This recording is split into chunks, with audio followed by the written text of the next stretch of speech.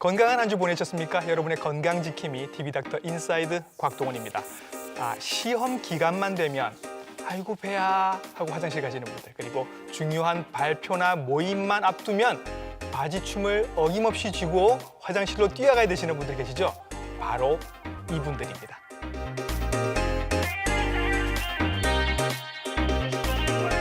현대인들을 괴롭히는, 그리고 저도 괴롭히는, 여러분들의 삶의 질을 떨어뜨리는 과민성 장증후군에 대해서 오늘 탈탈 한번 시원하게 털어보도록 하겠습니다. 이분의 도움을 받도록 하겠습니다. 소화기 내과 전문의 노지훈 선생님이십니다. 선생님 안녕하십니까? 안녕하세요. 예. 노지훈입니다. 네, 오늘 좋은 말씀 잘 부탁드리겠습니다. 네. 자, 우선 우리가 오늘 과민성 장증후군이라고 말씀을 드렸는데요. 흔히 알고 계시기는 과민성 대장증후군 뭐 이렇게 알고 계십니다. 네. 그냥 헷갈리게 이렇게 사용을 같이 해도 괜찮은 건가요? 네, 일반적으로 과민성 장증후군의 증상은 배변 이상과 함께 나타나다 보니까 네. 아마 대장이라는 게 좀 더 친숙한데요. 근데 병의 원인이 네. 대장뿐만 아니라 소장과 같은 다른 장에도 영향을 받아가지고 네. 이러한 증상이 생깁니다. 예. 그래서 전체 장을 아우르는 표현이 과민성 장증후군이 좀 더 정확한 표현이 되겠습니다. 정확한 표현은 과민성 장증후군이 되겠다. 네, 맞습니다. 그러면 오늘은 계속 과민성 장증후군이라고 표현을 네. 하도록 하겠습니다. 자, 그러면 선생님 일단 병의 정의부터 확인을 하고 들어갈게요. 네. 과민성 장증후군은 어떤 병입니까? 네, 말 그대로 증후군이죠. 네. 증상들의 조합입니다. 네. 우리가 눈에 보이는 염증이나 암과 같은 그런 병은 없는데 네. 실제적으로 장의 운동 변화와 함께 복통이 발생하는 병이죠. 예. 소화기능 장애 이런 것들이 아니고 네. 장의 불규칙한 수축과 내장신경의 과민성으로 인해서 과민성으로. 증상으로 발생합니다. 예. 그 증상이 그래서 복통도 있지만 네. 복부팽만, 그리고 잔변감, 예. 그리고 점액변, 네. 그리고 골반통. 골반통. 네, 여성분들한테 주로 있는 예. 골반통도 같이 나타날 수 있습니다. 그리고 만성 피로도, 만성 피로도. 이런 증상들로 나타날 수 있습니다. 다 올 수도 있고 네. 몇 가지만 올 수도 있고. 네. 예. 그러면 흔히 알고 있는 우리 과민성 장증후군의 증상은 보통 배 아프면서 설사하는 증상인데 맞아요. 대부분 다 그런 증상을 갖고 있으니까 다른 증상도 있습니까? 아닙니다. 네, 증상 대변의 형태에 따라서 네. 과민성 장증후군은 네 가지로 나눕니다. 오. 예, 대변의 형태를 표준 형태가 한 7가지가 있는데요. 표준 형태가 있어요. 네네네. 예. 브리스톨 대변 형태라고 해가지고 예. 7가지가 있습니다. 예. 그래서 1, 2번 같이 이렇게 염소똥처럼 딱딱한 변이거나 예. 아니면은 이제 딱딱한 그 소시지, 울퉁불퉁한 소시지 모양인 경우를 이런 변들이 전체 변의 4분의 1 이상이 되면 변비형 과민성 장증후군이랍니다. 변비형. 예. 그리고 또 육칠형처럼 네. 죽같이 풀어지거나 물 같은 변이 전체 변의 4분의 1 이상인 경우를 예. 설사형이랍니다. 예. 그리고 앞서 말한 1, 2형과 6, 7형이 각각 4분의 1 이상씩 나타나면 예. 이걸 혼합형이라 하고요. 위에 있던 분류에 속하지 않는 것을 미분류형 장증후군이라 합니다. 지금 식사하고 계시는 중이라면 좀 죄송하긴 합니다만 네, 오늘은 어차피 이 얘기를 해야 되는 시간이라 맞습니다. 예. 네. 그래서 저렇게 다양한 변 형태를 보이는 분들이 있을 수 네, 있다. 맞습니다. 예. 과민성 장증후군의 증상으로 저렇게 다양한 변의 형태가 있을 수 있다고 하면 그럼 네. 어느 게 제일 흔한 형태일까요, 선생님? 예, 아시아 인구를 대상으로 이렇게 아형 분석을 했는데요. 네. 변비형이 약 50% 정도로 가장 많습니다. 설사형이 더 많을 줄 알았는데 변비가 더 전체 많군요. 아시아 인구를 대상으로 해서 그런 건지 네. 변비형이 대략 절반 정도. 예. 그리고 그 다음으로 한 25% 정도에서는 설사형으로 예. 두 번째로 많습니다. 예. 선생님의 경험으로 볼 때 네. 대충 연령대나 성비는 어떻습니까?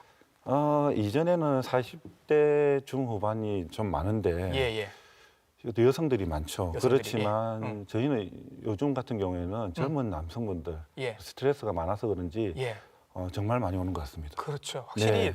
확실히 어느 연령대, 어느 성비가 그 시대에 스트레스가 많으냐에 따라서 환자분이 조금 바뀌는 것 같아요. 네, 그죠? 맞습니다. 예. 네. 자, 흔히 알고 있기로는 과민성 장증후군은 스트레스와 연관이 있다 이렇게 네. 알려져 있습니다. 맞아요. 정말 원인이 스트레스입니까? 원인은 사실은 명확하지 않습니다. 예. 그래서 장의 불규칙한 수축과 같은 운동 이상 때문에도 나타나고요. 예. 그리고 장 내장신경의 과민에서도 나타나고 예. 그리고 우리 장염을 앓은 이후에 장내 세균총의 변화가 생기는데 이것 때문에도 과민성 장증후군으로 이렇게 이완될 수가 있습니다. 아, 없던 분이 한번 장염을 앓고 나면 생길 수도 있군요. 네, 예, 네. 예, 그럴 수도 있고 예. 또 유전적으로도 영향을 받을 수가 있죠. 예. 네. 이런 이유로도 생길 수 있고 또 스트레스가 원인이 되기도 하고요. 네, 맞습니다. 대부분 환자들이 이제 스트레스 때문에 이제 이러한 증상이 많이 생기는데요. 예. 근데 실제로 과민성 장증후군으로 외래에 왔던 환자들한테 제가 흔히 물어봅니다. 요 주변에 요즘에 스트레스 받는 일이나 이제 힘든 일이 없냐고 물어보면 예, 예. 근데 희한하게도 반 이상은 전혀 자기는 생활에 불편함이 없다. 없다 그래요? 네, 스트레스도 없고 잘 살고 있다. 예, 예. 그래서 일단은 치료를 합니다. 네. 그 스트레스 줄이는 약을 주고 치료를 해서 6개월 정도 지나고 나서 제가 네. 물어봅니다. 예. 그러면 환자들이 어. 10중 8구는 네. 좋아지고 나니까 어. 그때 스트레스가 있었던 것 같습니다. 아. 그러면 아까 선생님 말씀하실 때 스트레스를 줄여주는 약을 썼다고 말씀하셨어요. 네네. 그 비밀의 약이 도대체 뭡니까? 이것도 그런 약이 있어요? 오픈을 또 하면 환자들이 예민한데요. 네. 보통은 이제 항우울제 같은 약인데, 항우울제. 예, 근데 일반적인 항우울제도 있고 과민성 장증후군에 사용하는 항우울제들이 있습니다. 예, 예. 그래서 처방을 하게 되면 환자들은 저는 우울증이 아닌데 네. 이 약을 처방해서 못 먹겠다 이런 말을 많이 합니다. 예. 아닙니다. 내장 신경을 조절하기 위해서 주는 특별한 약이니까 예. 안심하고 먹어도 됩니다. 항우울제를 먹었더니 우울한 증상이 사라지면서 장도 편안해진 거군요. 예, 맞습니다. 예. 한참 의대생이던 시절에 시험 기간이 생각이 납니다. 정말 그 뭐 매 시간 화장실 뛰어다녔거든요, 저는. 근데 제 옆자리에 있는 친구는 아무렇지도 않습니다. 맞습니다.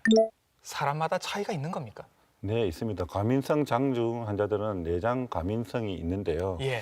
실제로도 여기에 대한 연구들이 좀 활발히 되어 있고 정상인에 비해서 과민성 장증후군 환자 같은 경우에 예. 실제 항문 직장에 풍선을 넣어서 예, 잠깐만. 항문 직장에 풍선을 넣는다고요? 네네 그걸 테스트하는 겁니다. 아, 그래요? 예, 말씀하세요. 예, 그래서 30ml에서 120ml까지 점차적으로 풍선을 팽창시킵니다. 생각만 해도 아프다. 네.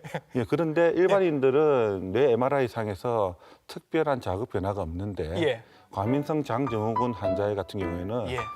뇌 MRI에서 붉은색으로 강한 활성도를 나타냅니다. 뭔가 통증이 진짜로 느껴진다라는 얘기인 건가요? 네, 그게? 맞죠. 예. 예, 같은 자극이라도 예. 과민성 장증후군 환자 같은 경우는 내장 과민성으로 인해서 뇌로 더 크게 통증이 전달된다는 겁니다. 아, 그러면 과민성 장증후군이 있으신 분들은 같은 자극이 있어도 같은 네, 자극이 있어도 맞습니다. 더 예민하게 느낀다. 맞습니다. 근데 사실 이게 그분들의 잘못은 아니잖아요. 아닙니다. 그렇게 타고나신 거니까, 그죠? 그렇죠. 네. 뇌 MRI를 보여주셔서 그러면 이런 질문도 한번 툭 던져봅니다. 네. 육체 노동보다 정신 노동을 많이 하시는 분들, 네. 작가님, 뭐 글 쓰시는 분들, 네. 이런 분들은 뇌를 더 많이 쓰시니까 스트레스를 더 많이 받고 그러면 과민성 장증후군이 더 잘 생길 것이다. 이렇게 여쭤봐도 될까요? 참 어려운 질문인데요. 예. 뇌를 많이 쓴다고 해서 예. 정신적 스트레스가 많다고는 할 수 없겠습니다. 그건 그래요. 예, 우리가 뭐 즐거운 상상, 예. 즐거운 것을 보고 듣고 음악 같은 것도 듣고 이렇게 하면 오히려 더 스트레스가 해소가 되는 경우도 있죠. 그렇죠. 예, 그래서 뇌를 많이 쓴다고 표현하는 것보다는 네. 이게 스트레스나 이런 불안감이 과민성 장증후군에 영향을 줄 수 있다. 이렇게 말한 게 맞겠습니다. 하기는 뭐 하루 종일 머리를 써도 그냥 마음 편하게 일을 하시는 분들도 계시고 네, 많습니다. 운동 선수들 중에서도 또 예민하신 분들은 예, 상당히 많습니다. 그렇죠. 예. 예. 지금 방송 보고 계신 분들 중에 많이 궁금하실 텐데 술 먹은 다음 날, 네. 술 먹은 다음 날 꼭 설사하시는 분들 계십니다. 네. 이건 술 때문입니까? 아니면 과민성 장증후군입니까? 네, 술 자체만으로 예. 이게 소장을 자극해가지고 소장의 운동이 활발해집니다. 술 자체가 자극을 하고 일단 예, 그리고 대장에 미세한 염증 반응을 일으켜서 네. 수분 흡수를 저해함으로 인해서 예. 설사를 유발할 수 있습니다. 네. 즉 일반인에게도 나타날 수 있는 거죠. 하지만 과민성 장증후군이나 염증성 장질환 같은 네. 장질환이 있는 경우에는 그 증상이 좀 더 빈번하게 나타난다는 겁니다. 네. 예, 그래서 그런 증상이 있다 해서 이 병이 있는 건 아니고 네. 예, 아니라고 할 수 있겠습니다. 예. 그러니까 술하고 관계없이 뭐 과민성 장증후군이 있으신 분들은 또 생길 수 있는데 술 자체만으로도 장을 자극할 수 있는 할 수 일이고 있습니다. 원래 과민성 장증후군이 있었다면 더 술이 잘 생깁니다.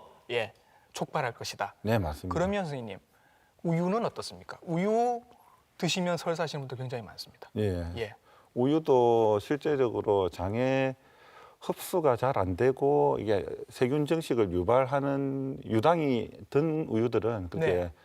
거품이 우리 발효가 잘 되거든요. 네네. 그래서 정상을 좀 더 잘 유발하게 됩니다. 예, 그래서 우유 못 드시는 분들이 많은데 네. 사실 뭐 우유가 좋다고 하니까 네네. 또 조금 연세가 드신 분들 중에도 이제부터 한번 먹어볼까 하는 분들이 계시니까 네. 이런 분들은 어떻게 좀 노력을 하면 우유를 드실 수 있게 될까요? 노력을 한다기보다도 네. 뭐 자신에게 이제 먹고 괜찮은 사람들은 네. 그냥 편하게 잡수시면 되고요. 네, 이게 먹고 불편한 분들은 이 유당이 좀 제거된 우유를 네. 이제 먹으면 일단 조금 나을 것 같습니다. 어차피 이게 뭐 자꾸 드신다고 해서 좋아지는 건 아닐 것이다. 네네. 예. 과민성 장증후군 앓으시는 분들은 굉장히 많은 걸로 알고 있습니다. 일본 보고는 뭐 전 국민의 25%까지 얘기를 할 정도니까요. 네. 지금 TV를 보시는 분 중에도 분명히 계실 겁니다. 집에서 자가 진단하실 수 있는 방법 어떤 방법이 있을까요? 네, 가민성 장증후군을 이제 자가 진단할 때 큰 전제 조건 하나가 있습니다. 네. 이게 복통이 있어야 되고요. 배가 아파야 되고 예, 그 복통이 최소한 6개월 전부터 생겨야 됩니다. 6개월 지났었어야 돼요. 예. 예, 그리고 최근 3개월 동안에 예. 평균적으로 일주일에 한 번 이상 그 증상이 나타나야 됩니다. 예. 예, 뭐 한 달에 4번 또 같은 말이죠. 네네네. 예, 이 증상이 대전제로 있고 예.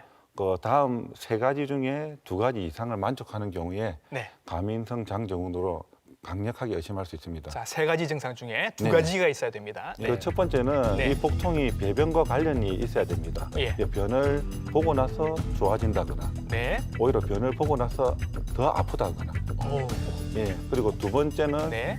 배변의 횟수와 연관이 됩니다. 네.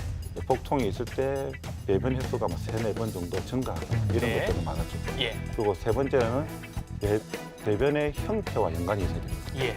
예, 복통이 있을 때 설사를 한다거나 아니면 반대로 복통이 있을 때 변이 아예 안 나오는 단단한 변비가 됩니다. 예. 이 3가지 중에 2가지 이상을 만족하면 예. 과민성 장증후군으로 일단 의심해 볼 수 있겠습니다. 예. 저도 지금은 이제 사라진 것 같은데 옛날에 시험 기간만 되면 정말 배가 아프고 화장실 갔다 오면 물음변이 나오고 네. 보고 나면 이제 좋아지고 네. 그러다가 이제 시험 볼 나이가 지나니까 점점 좋아졌는데 네. 저도 요 경우에 딱 맞는 경우인 것 같습니다. 선생님도 환자를 많이 보실 테니까 네네. 실제로 선생님 보신 환자들 중에 기억에 나실 만한 분들이 계신가요? 네, 그 39세 남자 환자인데요. 네. 이게 영업 사원입니다. 예.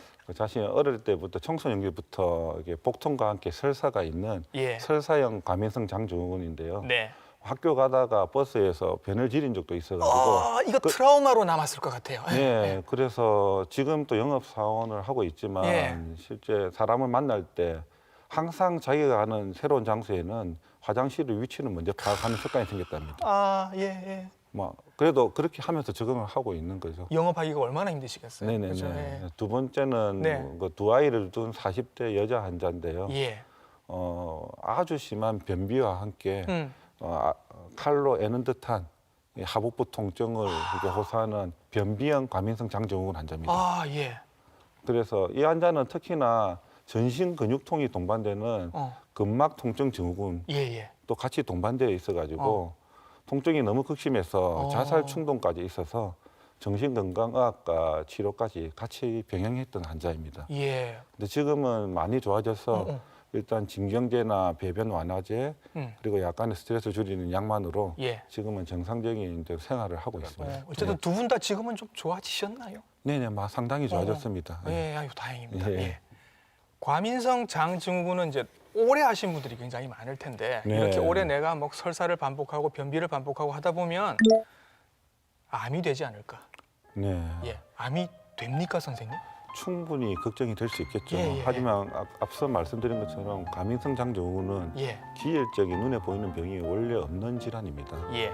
그래서 대장암으로 발전하지는 않습니다. 어, 하지만 일반 인구처럼 동일하게 대장암은 걸릴 수는 있겠죠. 네, 그래서 일반인들에 준해서 대장암 검사를 하면 됩니다. 네. 예, 너무 걱정하실 필요는 없습니다. 일단 과민성 장증후군이 있다고 해서 그게 암이 네. 되지는 않습니다, 여러분들. 안심을 하셔도 될 것 같습니다. 예. 아까 자가 진단 방법 저희들이 말씀을 드렸는데 해보시고 이제 의심이 되면 병원에 한번 가보실 텐데 병원에 가시면 그러면 과민성 장증후군도 뭐 검사 같은 걸 하시나요? 예, 과민성 장증후군은 생화학적 구조적 이상으로 설명을 할 수 없는 질환이기 때문에 사실은 멀쩡하다. 그렇죠? 네, 네네. 어느 한 가지 검사만으로 이거를 진단을 할 수가 없습니다. 예. 그래서 과민성 장증후군과 유사한 증상을 나타내는 궤양성 대장염, 네. 크론병, 네. 그리고 대장암, 예. 만성 감염성 설사 같은 네. 그런 기질적 질환들을 네. 배제를 해야 됩니다. 이런 병들이 없다라는 걸 확인을 해야 되는 거예요. 예, 확인하기 위해서 혈액 검사, 네. 대변 검사, 어. 대장 내시경, 복부 CT 예. 검사 같은 것들을 예. 이렇게 진행하게 되죠. 네네. 요 모든 검사에서 이상이 없고 네. 앞서 말씀드린 정상에 기초한 진단 기준에 부합될 때 과민성 장증후군이라고 확진하게 됩니다. 예. 그러니까 다른 병이 없다라는 걸 확인하기 위해서 검사가 필요하다라는 네, 맞습니다. 말씀이신 겁니다. 예. 말씀하신 중에 약간 낯선 병들이 나왔습니다. 네네. 크론병, 그럼 궤양성 대장염. 네네. 이게 과거에는 흔치 않았는데 요즘은 좀 많아진 것 같아서 네, 이거 맞습니다. 설명을 좀 해주시는 게 좋을 것 같아요. 네네. 실제적으로 과민성 장증후군 증상과 이런 궤양성 대장염 크론병은 염증성 장질환이랍니다. 네. 증상이 상당히 유사합니다. 예. 근데 하지만 크론병이나 궤양성 대장염 같은 경우에는 예. 실제적으로 장에 염증이 있습니다. 염증이 있고. 예, 유관적으로 발견이 됩니다. 예. 근데 과민성 장증후군은 없습니다. 예. 예, 그 차이입니다. 증상은 비슷하다. 증상은 비슷합니다. 배가 아프고 설사를 하는 네. 거는 예. 거의 흡사합니다. 거의 같은데. 실제로 염증성 장질환으로 진단된 환자들을 예.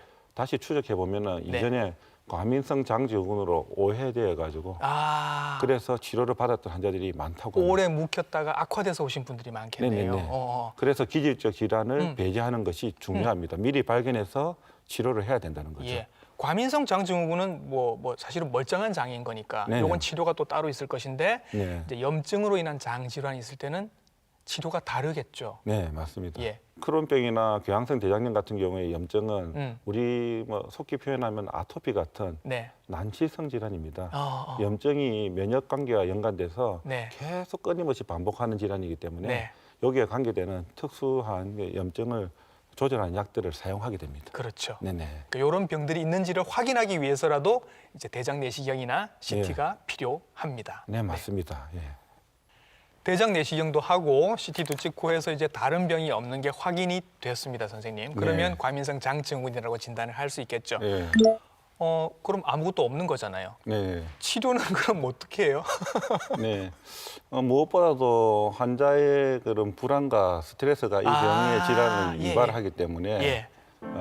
일단은 안심을 시키는 것이 제일 중요합니다. 안심을 시키는 거. 예, 이 병은 단지 아프고 불편한 병이지 네. 암과 같이 죽는 병은 아니다. 예. 그게 제일 중요합니다. 예, 네. 예, 일단 불안에서부터 시작되기 때문에 예. 그 다음으로는 그 증상을 유발할 수 있는 음식을 기록해서 네. 자기한테 안 좋은 음식을 이제 제하는 것이 중요하고요.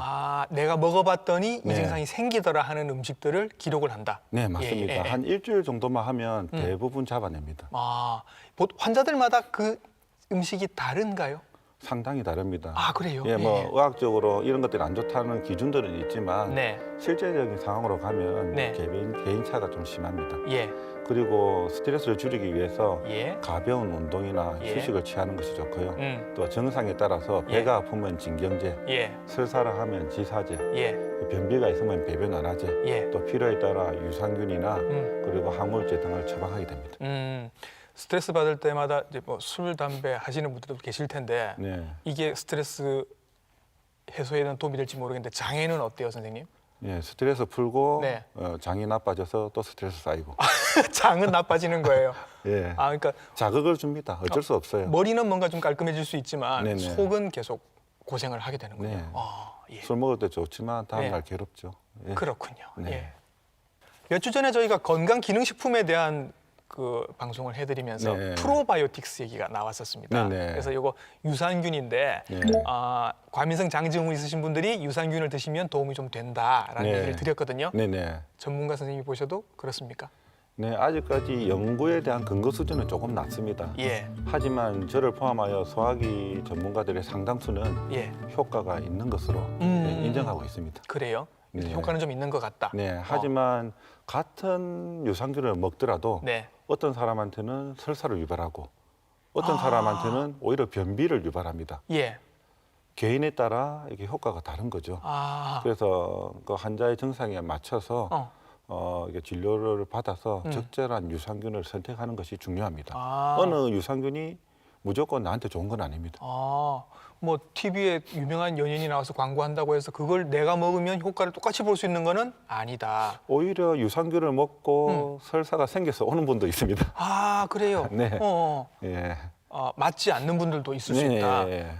얘기가 나온 김에 또 여쭤봅니다. 네. 이건 뭡니까? 프롤린 유산균. 프롤린 유산균. 네. 일반적으로 유산균이 이제 우리가 섭취를 하면 예.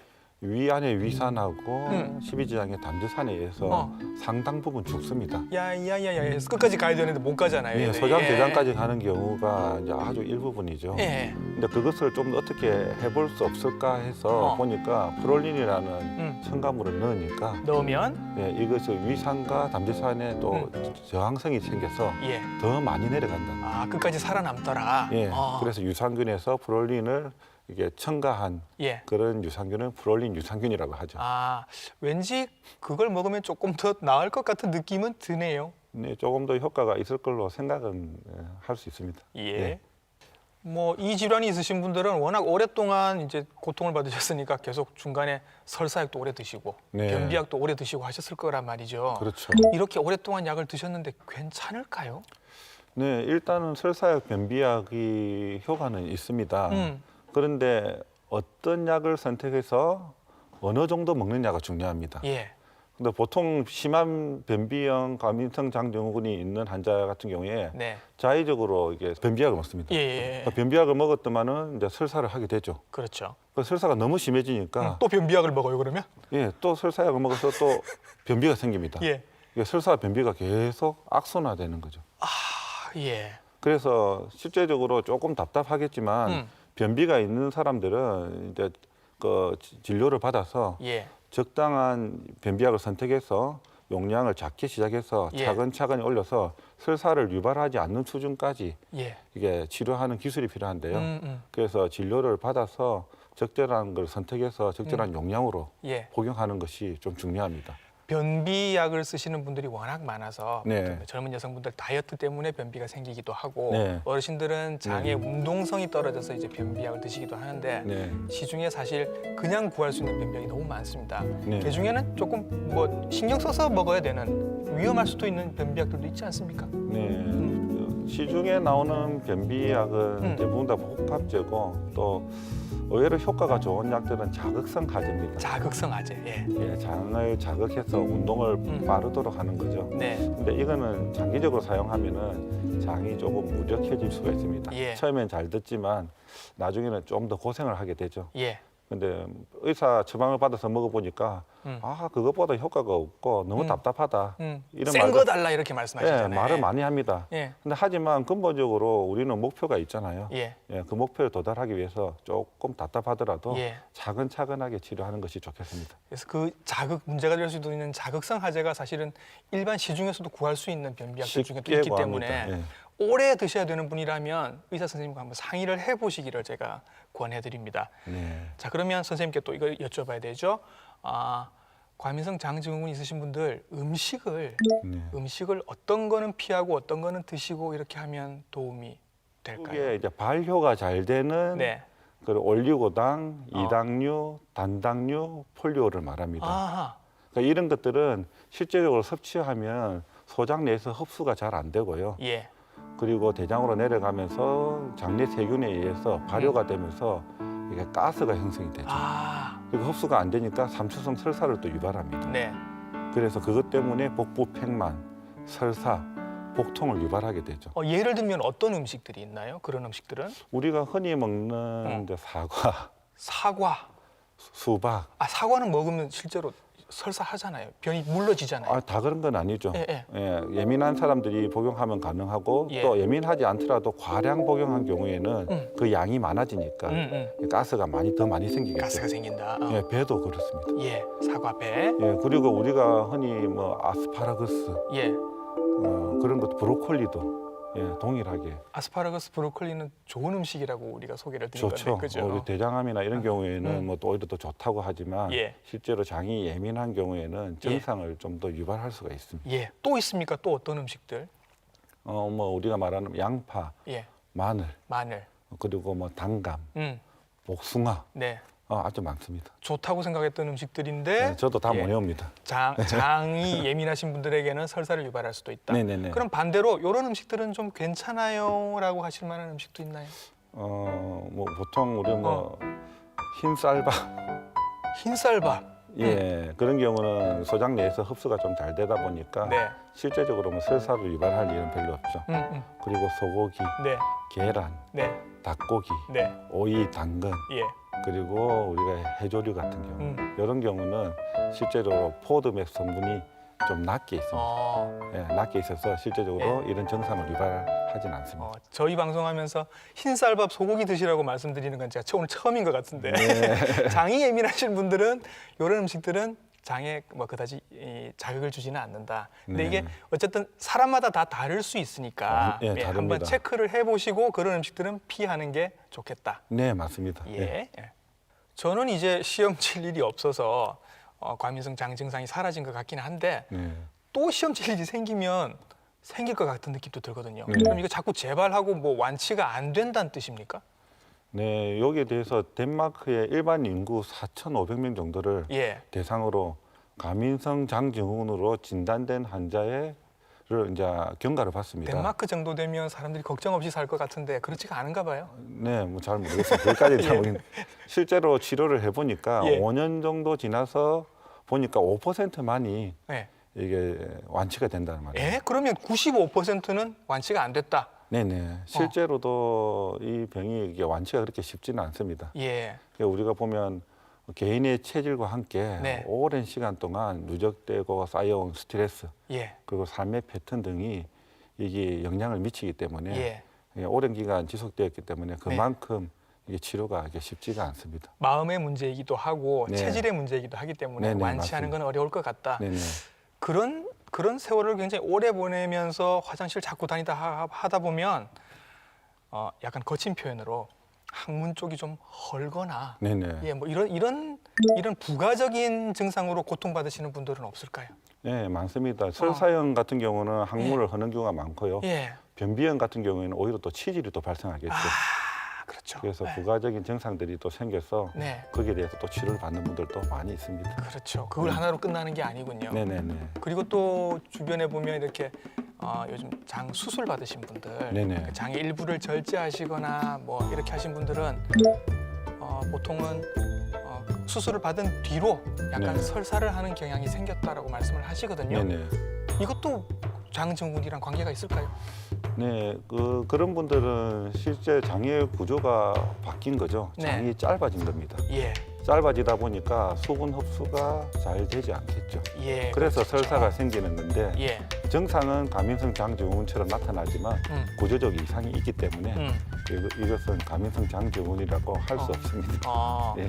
일하는 특성상 예를 들어서 운전을 하시는 분이라고 하면 이게 뭐 중간중간에 화장실 찾기도 쉽지 않고 이런 분들도 계실 거 아닙니까? 맞습니다. 이런 분들은 어떻게 하시면 좋아요? 실제로 이렇게 버스 운전기사분이 한 분 계셨는데요. 그것 때문에 뭐 직업까지 포기해야 될 정도였습니다. 그럴 것 같아요. 그래서 그분 같은 경우는 이제 운전이 시작되기 직전에 이게 장애 운동을 조절하는 진경제, 유산균, 그리고 수분 흡착제를 복용하도록 하고요. 수분 흡착제. 복용하도록 하고 사실은 스트레스를 줄이는 약을 복용을 하면 좋았는데 그건 또 운전에 영향을 미칠 수 있기 때문에 혹시 졸리거나 할까 봐. 그것까지는 처방하지 못하고 그 아까 앞에 말씀드린 세 가지를 처방했는데 비교적 또 효과가 있어서 일단은 뭐 그 직전에 복용해서 그 고비를 넘기는 패턴으로 이렇게 조절을 해서 한 적이 있습니다. 그렇죠. 이게 참 죽고 살고 하는 문제가 아닌데 이렇게 사람을 괴롭힙니다, 그죠? 어렵습니다. 그래서 문제가 되는 것 같습니다. 환자분들 굉장히 많이 보셨을 텐데 오늘도 더 해주시고 싶은 말씀이 많으실 텐데 시청자 여러분께 마지막으로 당부 말씀 해주시면요. 네, 뭐 과민성 장증후군이라는 거는 실제적으로 이렇게 눈에 보이는 병은 없는 질환이죠. 이게 복통과 함께 장의 운동 변화로 생기는 병이기 때문에 실제적으로 정확하게 이게 검사해서 진단된 과민성 장증후군이라면 예. 뭐 안과 같은 병으로 발전되는 건 아니니까 걱정 안 하셔도 될 것 같습니다. 네. 그래서 뭐 조금 빨리 안 낫더라도 오랜 시간 동안 사실 거쳐온 병입니다. 예. 단시일 내에 고쳐진다는 마음보다도 이게 의사를 믿고 신뢰하면서 꾸준하게 치료받으면 완치까지 이르를 수 있겠습니다. 네. 하지만 증상만으로 이제 과민성 장증후군이다 하고 검사를 진행을 하지 않다 보면은 네. 우리가 이거 유사한 질환과 같은 기질적 질환의 진단 시기를 놓치는 경우가 생깁니다. 네. 그래서 실제적으로 증상만으로는 진단이 조금 위험할 수 있기 때문에 예. 그거를 좀 주의하셨으면 합니다. 예. 정말 많은 분들이 알고 계실 텐데 어렴풋이만 알고 자세히 모르셨을 겁니다. 과민성 장증후군. 오늘 선생님 덕분에 깔끔하게 속이 좀 후련해진 것 같은 느낌입니다. 도움 말씀 주신 분 소화기 내과 전문의 노지훈 선생님이셨습니다. 선생님 오늘 수고 많으셨습니다. 네, 감사합니다. 네. 네. 알면 반은 해결이 된 거라고 하죠. 혹시 복통과 함께 변비나 설사를 오랫동안 앓고 계신 분이라고 하면 이 기회에 한번 검사를 받아보시기 바랍니다. 다른 병이 없다는 게 확인이 되고 나면 스트레스가 사라지면서 과민성 장증후군이 좋아질 수도 있습니다. TV닥터 인사이드 다음 주에도 더 좋은 건강 정보로 여러분들께 인사드리겠습니다. 시청해주신 여러분 감사합니다.